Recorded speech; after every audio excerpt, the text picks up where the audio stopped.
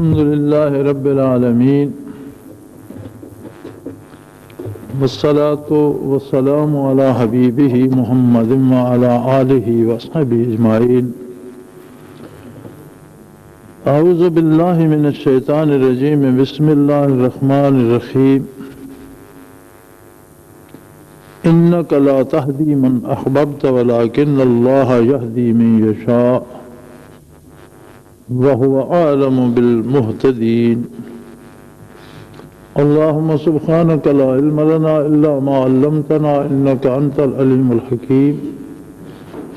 مولاي صل وسلم دائما أبدا على حبيبك من زانت به الأسر. 20ویں پارے میں سورہ قصص کی یہ آیہ کریمہ جس میں رب جلیل نے اپنے آخری رسول امام الانبیاء آقا نامدار حضرت محمد الرسول اللہ صلی اللہ علیہ وآلہ آلہ وسلم کو خطاب کرتے ہوئے فرمایا انک لا تہدی من احببت، کہ یہ ممکن نہیں ہے کہ آپ جسے بھی چاہیں اسے ہدایت نصیب ہو جائے.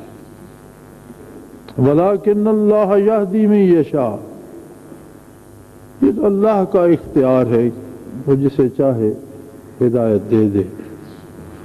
وہو اعلم بالمہتدین، اور کون ہدایت پانے کی اہلیت رکھتا ہے، کون ہدایت کے لائق ہے، کسے ہدایت ملنی چاہیے، یہ بات وہ خود جانتا ہے.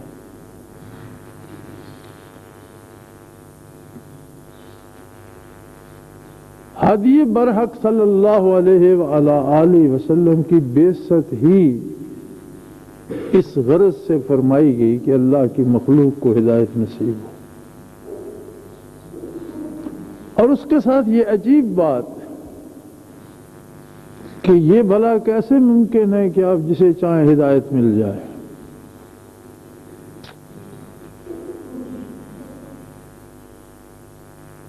یہ بات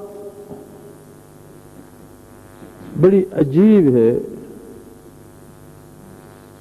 اور رشتوں اور تعلقات کی نزاکت، تعلق، رشتہ اور محبت میں فرق اس آیہ کریمہ سے ظاہر ہوتا ہے. اس کے شان نزول میں فرمایا گیا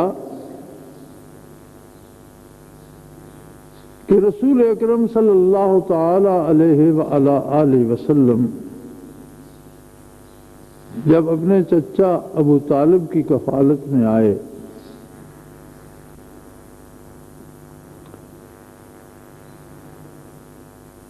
آپ کے جد امجد نے آپ کو پالا پوسا، آپ کی ذمہ داری نبھائی. ان کے وصال کے بعد حضور علیہ الصلوۃ والسلام جب اپنے چچا ابو طالب کی کفالت میں آئے تو ایک بات جو عام ہے وہ یہ ہے کہ حضرت ابو طالب نے کفالت کی، لیکن کفیل تو ابو طالب ہی تھے، یہ درست ہے، وہ بزرگ تھے.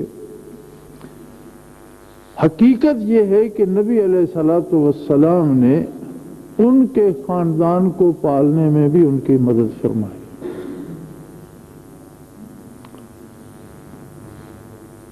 سیرت طیبہ کی ایک کتاب جس کا نام ہی محمد الرسول اللہ ہے، ایک مصری عالم نے لکھی.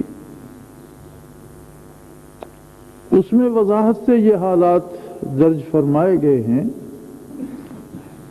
کہ جب حضور صلی اللہ علیہ وآلہ وسلم حضرت ابو طالب کی کفالت میں آئے تو آپ کے چچاؤں میں سب سے غریب ابو طالب تھے. ایک ٹانگ سے قدرے معذور بھی تھے، لنگڑا کر چلتے تھے اور کثیر العیال تھے اور آمدنی کے ذرائع کم تھے. تو نبی علیہ الصلوۃ والسلام نے 1.5 دینار ماہوار پر بکریاں چرائیں اور اپنے چچا کی مدد فرمائی ان کے خاندان کو چلانے میں۔ نبی کریم صلی اللہ علیہ وآلہ وسلم سے جو بکریوں کا چرانا منسوب ہے، وہ جو ایک پنجابی شاعر نے بھی کہا تھا،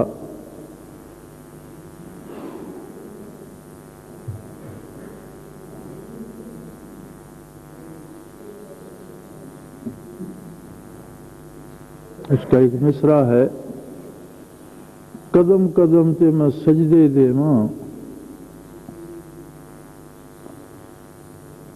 جتھے بکریاں یار چرائیاں۔ تو یہ روایت اس سیرت کی کتاب میں موجود ہے کہ نبی کریم صلی اللہ علیہ وسلم نے اجرت پر، اب مجھے صحیح یاد نہیں آ رہا، 1.5 دینار مجھے یقیناً یاد ہے، وہ ہفتے کا تھا یا مہینے کا تھا یا کیا تھا، 1.5 دینار کی اجرت پر نبی کریم صلی اللہ علیہ وسلم بکریاں چراتے تھے اور اپنے چچا کی مدد کرتے تھے۔ حضور علیہ الصلوۃ والسلام کی کفالت ابو طالب پر بوجھ نہیں تھی، بلکہ خاندان کو چلانے میں مدد تھی۔ اور پھر جب نبی علیہ الصلوۃ والسلام کا نکاح حضرت خدیجہ سے ہوا اور چچا سے الگ ہوئے، اس وقت حضرت علی کرم اللہ وجہ الکریم چھوٹے تھے، ایک کرتا پہننے والے بچے تھے۔ تو آپ نے حضرت علی رضی اللہ تعالی عنہ کو اس لیے اپنی کفالت میں لے لیا کہ جس قدر چچا کا بوجھ میں بانٹ سکوں وہ ضرور بانٹوں۔ حضرت علی کرم اللہ وجہ الکریم کی پرورش کاشان نبوی پہ ہوئی۔ حضرت ابو طالب کو بھی بہت محبت تھی نبی علیہ الصلوۃ والسلام سے، اور نبی کریم صلی اللہ علیہ وسلم بھی جب بچپن میں اتنا خیال فرماتے تھے کہ خود اجرت پہ بکریاں چرا کر چچا کی مدد فرمائی، چچا کے بیٹے کو پرورش کے لیے رکھ لیا، تو یقیناً حضور علیہ الصلوۃ والسلام بھی بہت زیادہ خیال فرماتے تھے۔ اور بخاری شریف میں ایک حدیث ہے کہ آخرت میں سب سے کم عذاب جہنم میں کس کو ہوگا؟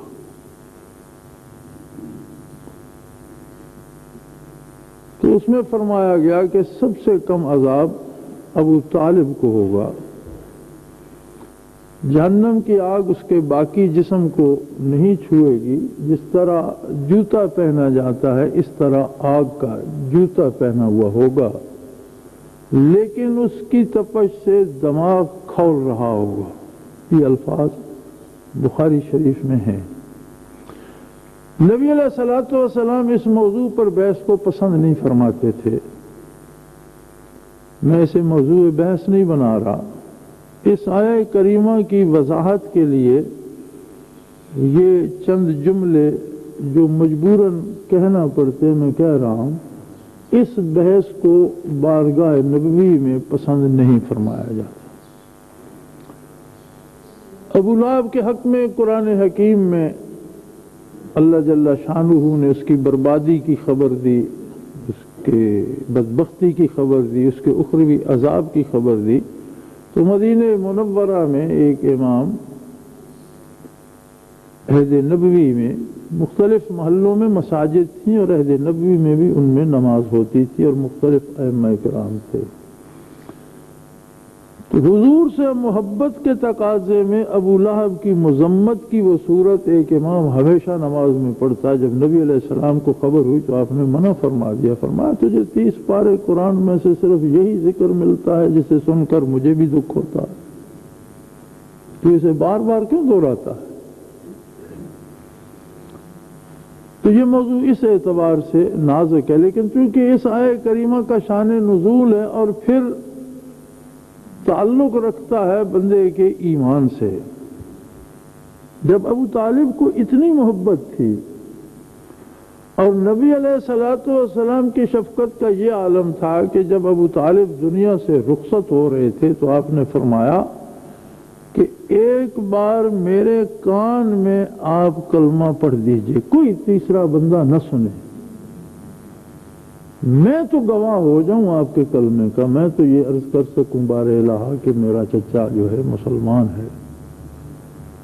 تو انہوں نے یہ کہہ کر انکار کر دیا تھا کہ میرے مرنے کے بعد قریش کی عورتیں کہیں گی کہ جب موت کی گرفت میں آیا تو کمزور پڑ گیا۔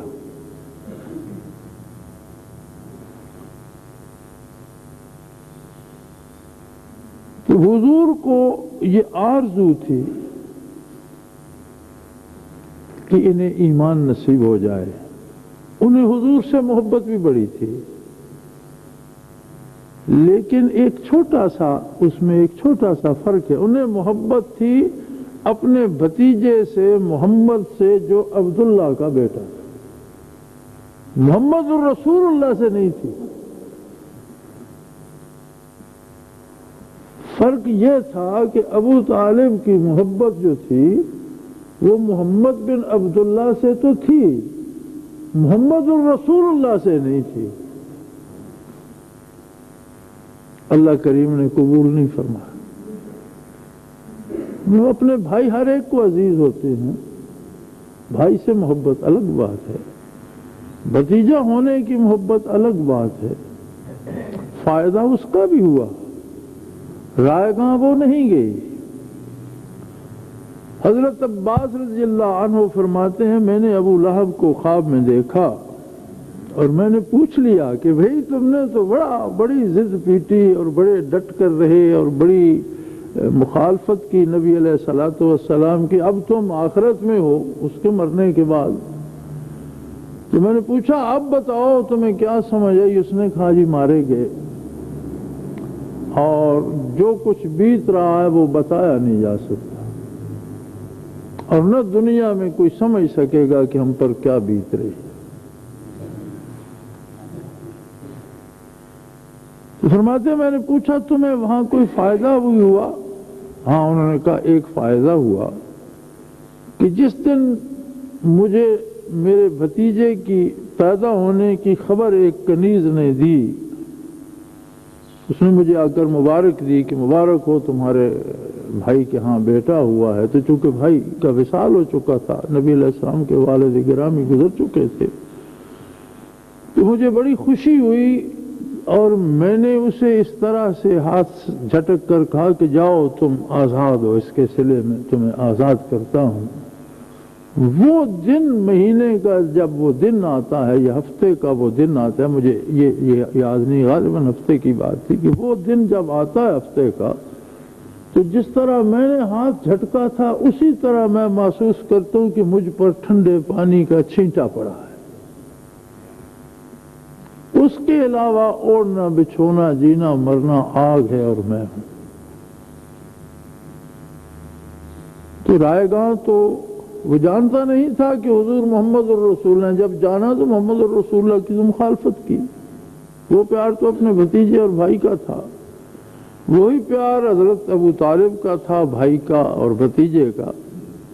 تو اللہ کریم نے فرمایا کہ محض آپ کے چاہنے سے ہدایت نہیں ہوگی جب تک اگلے کے دل میں محمد الرسول اللہ کی طلب نہ آئے، میں اسے ہدایت نہیں دوں گا۔ اپنی اغراض کی محبت ایک الگ بات ہے، اپنے رشتوں کی محبت ایک الگ بات ہے، اپنی ضرورتوں سے محبت ایک الگ بات ہے، لیکن میرے نبی سے محبت ایک الگ بات ہے۔ اب اس نزاکت کو اگر دیکھا جائے اور ہم اپنا اپنا تجزیہ کریں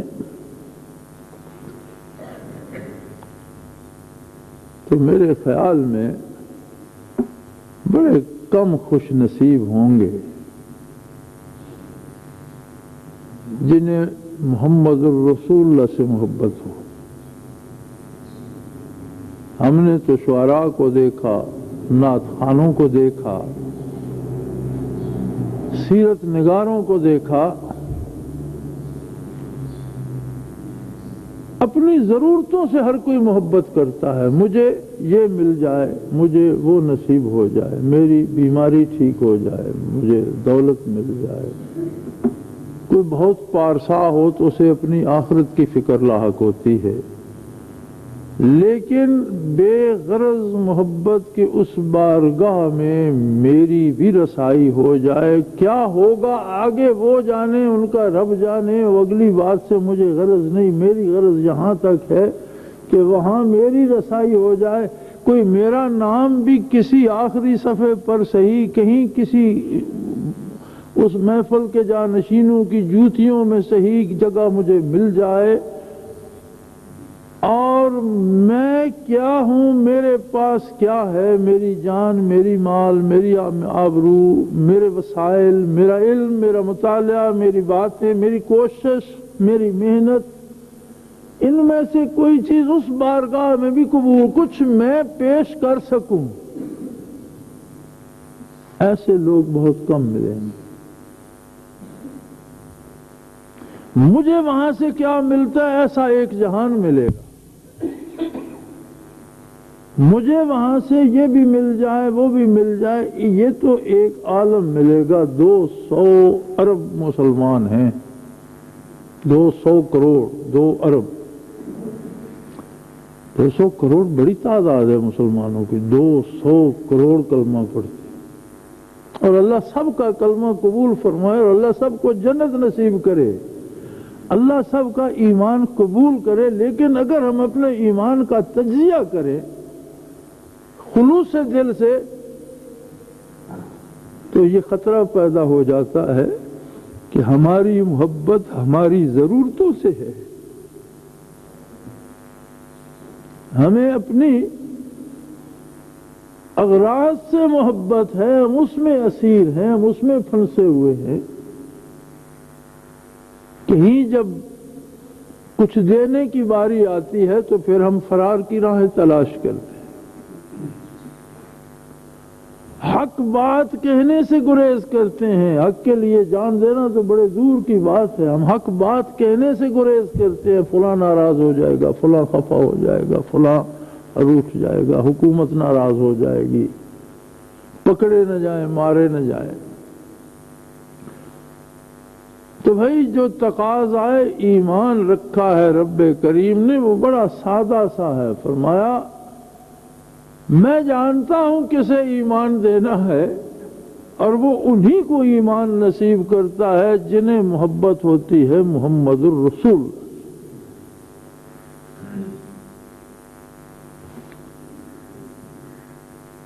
فائدہ ہونا الگ بات ہے۔ مشکات شریف میں ایک حدیث ہے، من تشبہ بقوم فہو منہم، جو کسی مخصوص قوم کی مشابہت اختیار کرے گا، ان جیسا لباس، ان جیسا اٹھنا بیٹھنا، ان جیسے عادات و اطوار، جس طرح آج ہمارے پاس اکثر آتی ہیں تصاویر، اخبار میں ہوتی ہیں، ٹیلی ویژن پہ آتی ہیں، جی ہندوستان سے وفد آ گیا، امریکہ سے آ گیا، یورپ سے آ گیا، تو ہندو مسلم بیٹھے ہوتے ہیں، یا یورپین یا امریکن اور ہمارے لیڈران کرام بیٹھے ہوتے ہیں، تو کچھ فرق کرنا ممکن نہیں ہوتا۔ اگر آپ بندے کو جانتے نہ ہوں، یا دائیں سے بائیں نیچے اشارہ نہ دیا گیا ہو، تو تمیز کرنا ممکن نہیں رہتا کہ مسلمان کون ہے، ہندو کون سا ہے، یا مسلمان کون ہے اور عیسائی کون ہے، یہودی کون ہے۔ اس طرح سے گھل مل جانا کسی قوم کے اطوار میں، عادات میں، شکل میں، حلیے میں، لباس میں، تو فرمایا گیا، نبی علیہ السلام نے فرمایا کہ من تشبہ بقوم، جو کسی قوم کی ہو بہو مشابہت میں ڈوب جائے گا، فہو منہم، قیامت کے دن وہ انہی کے ساتھ کھڑا کیا جائے، اس کا حشر ان کے ساتھ۔ اللہ معاف فرمائے۔ مرقات شرح ہے مشکات شریف کی، تو مرقات میں اس حدیث کے تحت شرح میں ایک واقعہ نقل کیا انہوں نے۔ موسیٰ علیہ السلام کی زبان مبارک میں لکنت تھی، آپ تھوڑی سی زبان روک کر بولتے تھے. جب فرعون نے پکڑا تھا دریا سے بچے کو اور اس نے قتل کرنا چاہا اور اس کی بیوی نے کہا کہ اسے قتل نہ کیا جائے، ہم اسے پال لیں گے، تو اس نے کہا کیا خبر یہی بچہ وہ ہو جس کی پیش گوئی میرے نجومی کرتے رہے، میری تباہی کا باعث بنے. اس نے کہا اس بچے کو کیا تمیز ہے، اب تو اسے پتہ ہی نہیں. تو اس نے آزمائش کے لیے سامنے انگارے رکھوا دیے اور اللہ کی قدرت سے موسیٰ علیہ السلام نے انگارہ اٹھا کر منہ میں رکھ لیا اور زبان اس سے جل بھی گئی، زبان مبارک. تو اس کی بیوی نے کہا دیکھ لو جسے یہ تمیز نہیں ہے آگ سے منہ جلا لیا اس نے، وہ تیری دوستی دشمنی کو کیا جانتا ہے، تو اس کے قتل کے در پہ کیوں ہے. لیکن وہ اثر آپ پر ساری عمر رہا اور زبان مبارک میں لکنت تھی. تو جب آپ نے اس کے دربار میں اعلان نبوت کیا اور اس سے اللہ کی طرف دعوت دی یا ظلم سے روکنا چاہا، تو وہ جو بحث جب چل رہی تھی تو سرکاری مسخرہ جو فرعون کا تھا اور جو اس کے دربار میں اس کی ہنسی خوشی کا انتظام کرتا تھا، اس نے موسیٰ علیہ السلام جیسا حلیہ، داڑھی رکھ لی، بال ویسے بنا لیے، لباس ویسا بنا لیا، جوتی ویسی بنا لی. موسیٰ علیہ السلام کا لباس ایک کمبل کا ہوتا تھا، جوتا کچے چمڑے کی چپلی سی بنی ہوتی تھی اور 2 شاخہ وہ لاٹھی ہاتھ میں ہوتی تھی، 2 شاخہ لاٹھی پکڑ لی اور پھر اس طرح تتلا کر باتیں کرتا موسیٰ علیہ السلام کی طرح اور فرعون اور اس کے اہل دربار کی ہنسی کا سامان کرتا. جب فرعون غرق ہوا تو موسیٰ علیہ السلام نے دوسرے کنارے سے دیکھا تو فرعون بمہ لشکر کے غرق ہو گیا، لیکن وہ بھانڈ لہروں میں اچھلتا کودتا واپس کنارے پر پہنچا. تو آپ کو چونکہ اس سے زیادہ ایذا ہوتی تھی تو آپ نے دعا کی بار الہ یہ تو میرے لیے زیادہ مجھے تنگ کرتا تھا اور میرا مذاق اڑاتا تھا، اسے آپ نے کیسے محفوظ رکھ لیا. تو فرمایا یہ بات درست ہے، اس کا یہ عذاب پائے گا، لیکن نقلی موسیٰ صحیح فرعون کے ساتھ غرق کرنے سے مجھے حیا ہے. آپ کی نقل تو ہے، اب میں جہاں فرعون کو غرق کروں وہیں موسیٰ کی نقل کو فرعون کے ساتھ غرق نہیں کروں گا، اسے الگ سے ماروں گا، اسے اپنا عذاب ہوگا. لیکن حلیہ جو اس نے بنا رکھا ہے اس کا اتنا لحاظ تو ہے.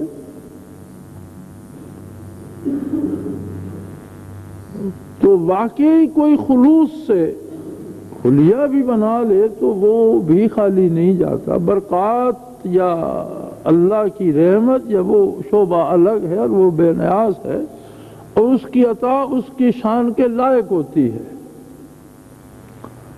حضرت عبداللہ ابن مبارک رحمۃ اللہ تعالی علیہ ایک بزرگ تھے، ولی اللہ تھے اور امیر آدمی تھے، کاروباری تھے. تو ایک خاتون آپ کے پاس ایک پیالہ لے کر گئی کہ میرا بیٹا بیمار ہے، حکماں نے شہد کے ساتھ دوائی دینے کو کہا ہے اور مجھ میں شہد خریدنے کی سکت نہیں ہے، آپ کے توشہ خانے میں شہد ہوگا، مجھے ایک پیالہ عطا کرنے کا حکم دے دیجئے. تو آپ نے اس خازن کو بلا کر فرمایا عرب چھوٹے چھوٹے بکروں کے مشکیزیں بنوا کر ان میں تیل، شہد، روغن، گھی اس طرح کی چیزیں رکھتے تھے.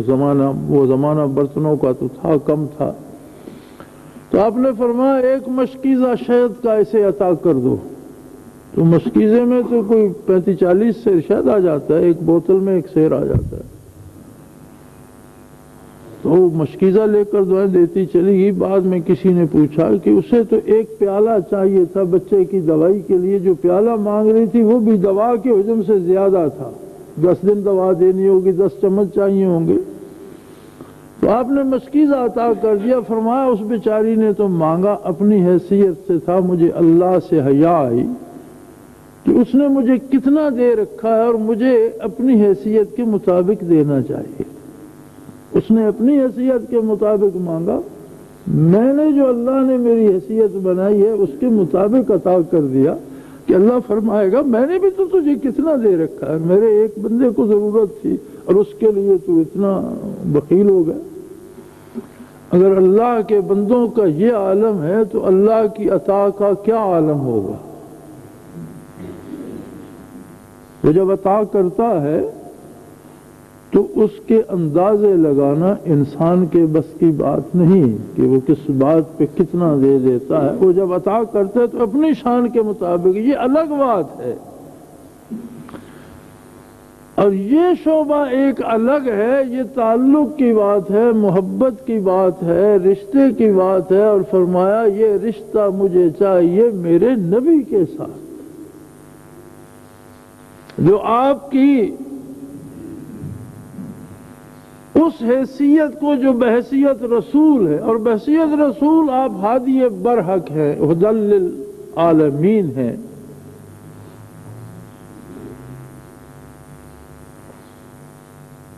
ارسل رسولہ بالہدی ودین الحق. خدا سے مراد ہے ہر کام کے کرنے کا صحیح ترین طریقہ. اگر ہم اپنے زندگی کے نصاب میں آپ کے دیے ہوئے نصاب کو داخل نہیں کرتے، ہم آپ کی دی ہوئی معیشت کو نہیں اپناتے، آپ کے دیے ہوئے نظام عدل کو نہیں اپناتے. کیوں نہیں اپناتے؟ اس لیے کہ یہ صحیح نہیں ہے. کبھی دنیا میں ایسا تو ممکن نہیں ہے کہ کوئی شخص یہ کہے کہ جی طریقہ تو وہ صحیح ہے لیکن میں غلط طریقے پر عمل کروں گا. ایسا تو کوئی نہیں کہتا. جسے چھوڑا جاتا ہے اسے غلط سمجھا جاتا ہے. اور ہمارے ہاں تو کہا جاتا ہے کہ جس پر عمل ممکن ہے، اب سپریم کورٹ نے فیصلہ دے دیا، حالانکہ اس کی ضرورت نہیں تھی. جس کا فیصلہ قرآن نے دے دیا، سپریم کورٹ کی حیثیت کیا ہے اس کے مقابلے میں؟ یہ ہمارے جج جن میں آدھے ہندو ہیں اور آدھے بے دین ہیں، اور کوئی ان میں سے ایسا ہوگا جسے کلمہ بھی آتا ہو، ان کی اس مقابلے میں حیثیت کیا ہے کہ وہ اللہ کے دیے ہوئے احکام پر وہ صاد کریں. لیکن اگر ان کے سامنے رکھا گیا اور انہوں نے بھی کہہ دیا تو ہماری حکومت نے پتہ ہے کیا کہا؟ انہوں نے کہا سپریم کورٹ نے کہہ تو دیا، اس پر عمل ممکن نہیں ہے، یہ قابل عمل نہیں ہے. اب جب بحیثیت رسول اور ہادی کے جو ہدایت آپ نے دی ہے اسے ہم ناقابل عمل سمجھے تو کیا اللہ ہمیں ایمان کی لذت سے آشنا فرمائے گا؟ مردم شماری میں مسلمان ہونا ایک الگ بات ہے. قومی مسلمان ہم بے شک ہیں. دنیا میں مختلف اقوام ہیں، ایک قوم ان میں مسلمان بھی ہے. اس مردم شماری میں، قوم میں، خاندانوں میں تو ہمارا وہ شمار ہے، لیکن کیا اللہ کے نزدیک ہمیں اس ایمان کی حلاوت کا کوئی قطرہ نصیب ہوگا؟ یہی وجہ ہے کہ ہم نمازیں پڑھتے ہیں، جھوٹ بولتے ہیں. ہم حج کر کے آتے ہیں، کم تولتے ہیں، دھوکہ دیتے ہیں، بے ایمانی کرتے ہیں. ہم عبادتیں کرتے ہیں اور لوگوں کی آبرو لوٹتے ہیں، لوگوں کا مال لوٹتے ہیں، لوگوں کے حقوق لوٹتے ہیں، اور کوئی بندہ کسی دوسرے سے محفوظ نہیں ہے. شہر بھیڑیوں کے شہر بن گئے ہیں. ہم دیہاتی لوگ ہیں، ہماری بچیاں بھی ہمارے ساتھ مزدوری کرتی ہیں، جنگل سے گھاس کاٹ کے لاتی ہیں، فصلیں کاٹتی ہیں، لکڑیاں چن کے لاتی ہیں. جنگل میں لوگ لڑکیوں کو بھیج دیتے ہیں لکڑیاں کاٹنے کے لیے، گھاس کاٹنے کے لیے. بازار میں گاؤں کی دکان پر سودا خریدنے کے لیے نہیں بھیجتے. ڈرنا تو جنگل سے چاہیے تھا، درندوں سے ڈرنا چاہیے تھا. جنگلی جانوروں کا خطرہ لوگوں کو کم ہے، اور پڑوسی کی دکان پر بھیجنے سے ڈرتے ہیں، شہر میں بھیجنے سے ڈر لگتا ہے. گویا جو درندے شہروں میں ہیں وہ ہم بھی سمجھتے ہیں کہ زیادہ خطرناک ہیں. کلمے بھی پڑھتے ہیں، نمازیں بھی پڑھتے ہیں، حجیں بھی کر رہے ہیں، پھر درندگی میں وہاں ہے. کیوں؟ اس لیے کہ ہم نے محمد الرسول اللہ سے محبت کرنا نہیں سیکھا. ہماری محبت ہے ہماری غرضوں کی محبت ہے، اور یہی عالم کسی ولی سے فیض حاصل کرنے کا ہے. اگر ہم اپنی ذاتی ضرورتوں کو سامنے رکھ کر اس کے قریب جائیں گے، جس طرح لوگ جاتے ہیں، یہ سارے عرس میلے اس بات پر ہیں کہ لوگ سمجھتے ہیں کہ اس سے میرے بیٹے کو ملازمت ملے گی، مجھے صحت مل جائے گی، میرے مشکلیں آسان ہو جائیں گی۔ اگر یہ یقین دلا دیا جائے کہ یہ کام تو ایک طے شدہ نصاب ہے، رب جانے اس کا کام جانے، اس کے تعلق سے صرف لذت ایمان ملے گی، میرا اعتماد ہے کہ یہ میلے اجڑ جائیں گے، کوئی نہیں جائے گا عرس منانے۔ ایمان کی طلب میں لوگ نہیں جاتے، لوگ اس غلط فہمی میں جاتے ہیں کہ شاید اس طرح سے میری دنیاوی ضرورتیں پوری ہوں۔ یہی رشتے اکثریت کے اپنے نبی سے بھی ہیں۔ اگر رشتہ ایمان ہو تو ایمان کی ایک لذت، ایک حلاوت نصیب ہوتی ہے، اور اس کی ایک کیفیت ہوتی ہے کہ ہر گناہ کی کڑواہٹ محسوس ہوتی ہے۔ کسی آدمی نے زندگی میں میٹھا چکھا ہی نہ ہو تو اسے کوئی چیز کڑوی نہیں لگتی۔ اگر کوئی ایسا آدمی ہو کہ اسے زندگی بھر میٹھا کھانے کو نہ ملے، اسے کوئی چیز کڑوی نہیں لگے گی۔ میٹھا کھائے گا تو کڑوے کی تمیز ہوگی۔ کسی کی آنکھیں ہی نہ ہوں تو اسے رات اور دن کی تمیز نہیں ہوتی، روشنی اور اندھیرا اس کے لیے برابر ہوتا ہے۔ دیکھے گا تو سمجھ آئے گی۔ حلاوت ایمان نصیب نہ ہو تو گناہ کرنے سے کوئی تلخی محسوس نہیں ہوتی، کوئی فرق نہیں پڑتا، ایک گناہ کر لیا، 10 کر لیے، 50 کر لی، کوئی فرق نہیں پڑتا۔ حلاوت ایمان کا خاصہ یہ ہے کہ ایمان کی حلاوت اور لذت نصیب ہو جائے تو گناہ کی کڑواہٹ پتہ چل جاتی ہے۔ آدمی فرشتہ نہیں بن جاتا، لیکن گناہ اگر اس سے ہو جائے تو توبہ کرتا ہے کہ یہ تلخی زبان سے نکلے، اور آئندہ اس سے بچنے کے لیے ہر ممکن کوشش کرتا ہے۔ ان الصلاۃ تنہا عن الفحشاء والمنکر، صرف نماز، فرمایا صرف ایک عمل نماز کا جو ہے بے حیائی اور برائی سے روک دیتا ہے۔ آپ نے دیکھا ہم میں سے کتنے ہیں جو نمازیں پڑھتے ہیں اور پھر اس سے رک گئے؟ اس کا مطلب ہے ہم ایکسرسائز کرتے ہیں، نمازیں نہیں پڑھتے۔ اگر ہم واقعی نماز پڑھتے تو رک جاتے بے حیائی سے اور برائی سے۔ اگر صرف ایک عمل اتنا مؤثر ہے تو اگر پورا شب و روز کا جو ہمارا ہے ٹائم ٹیبل وہ ڈھل جائے سنت نبوی میں تو اس کی برکات کہاں پہنچے؟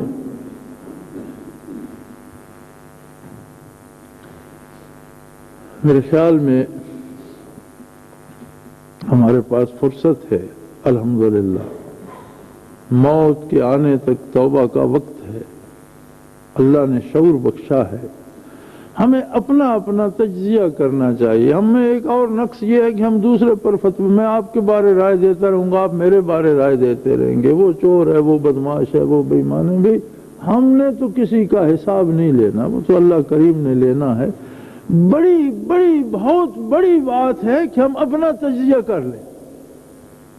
ہمیں تو دنیا کے سارے لوگوں کی فکر ہوتی ہے، اگر اس ساری محنت کو ہم اپنی ذات پہ مرتکز کر لیں اور اپنے دل میں محمد الرسول اللہ صلی اللہ علیہ وسلم کی محبت لے آئیں تو 2 عالم کی کامیابی اس میں۔ جو ہو چکے ہیں گناہ معاف ہو جائیں، آئندہ گناہ سے بچنے کی توفیق ہو جائے، نمازوں اور سجدوں میں وہ لذت آ جائے کہ سجدے کرنے کو جی چاہے۔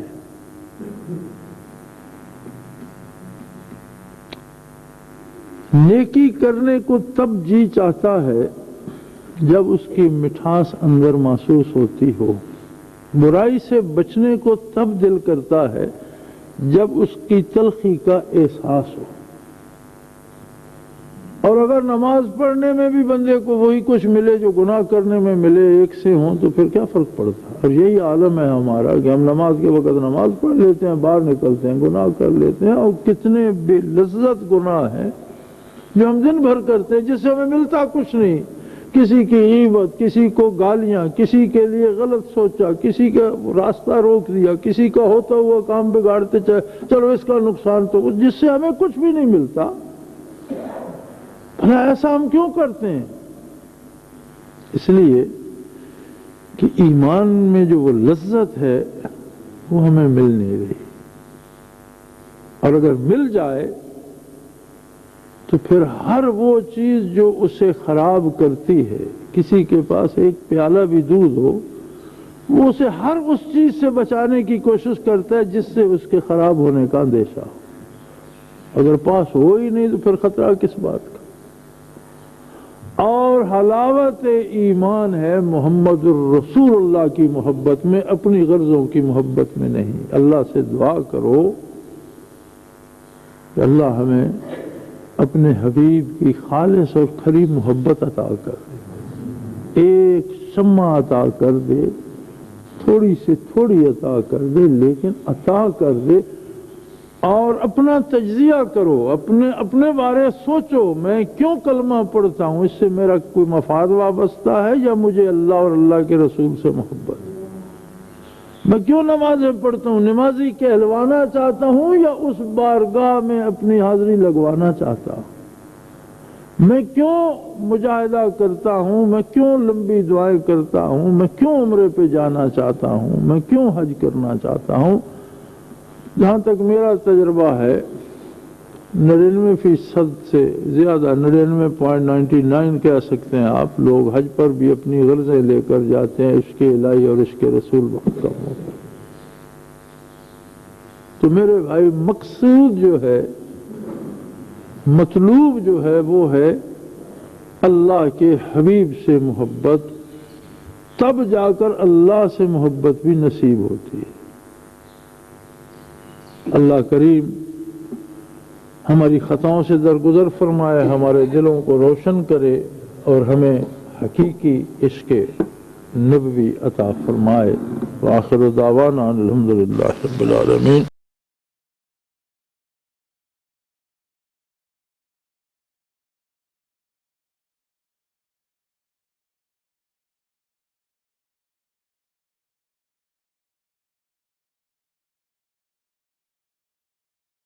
ہاں پھر سے بہار آئی، مجنوں کو صدا دو۔ ہاں پھر سے بہار آئی، مجنوں کو صدا دو۔ بے تاب ہیں پروانے، شمع کو جلا دو۔ بے تاب